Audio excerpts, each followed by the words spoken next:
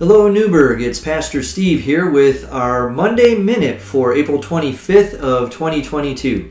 I'm glad to be back with everybody here this week as we took last week off. We hope everybody had a great and safe Easter holiday season.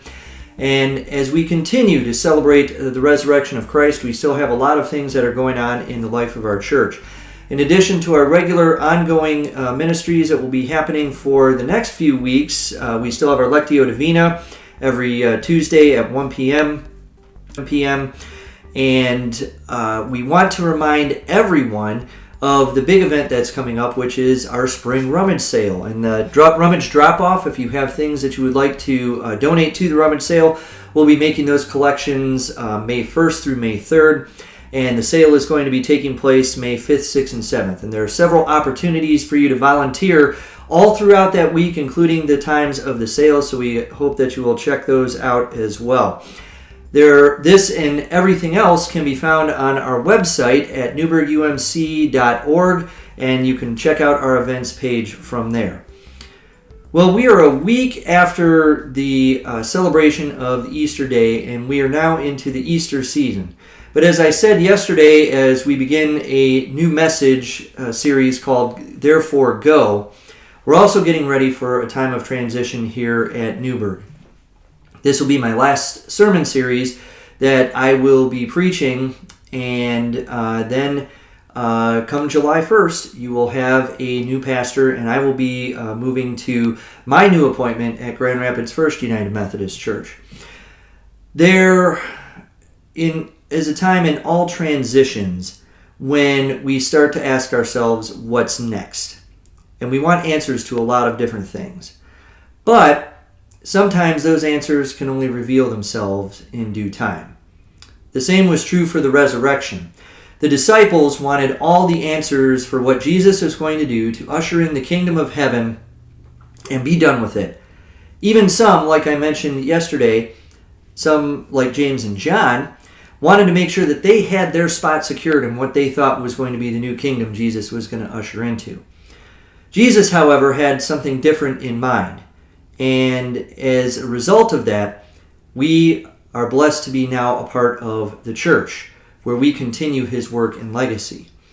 Jesus came to us with an opportunity to follow him and to build and be the example of what it means to be the people of God in the world.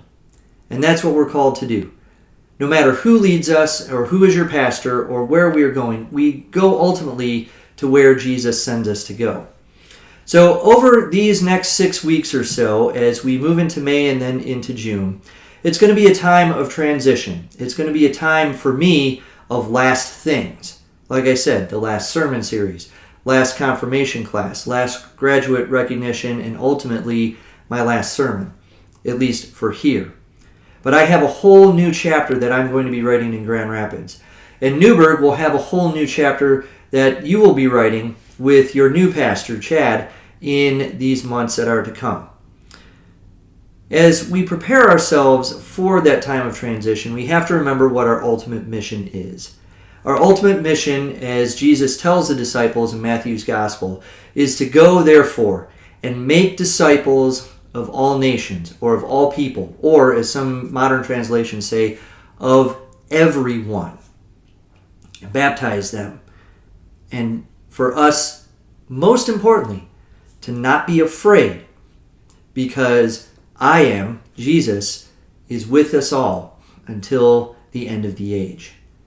And we can take that comfort and we can take that assurance that no matter who we are or where we are, we as a church will never miss that mandate to continue to make disciples of all nations. Does it mean some things are going to change? Yes. Does it mean some things are going to stay the same? Well, of course they will.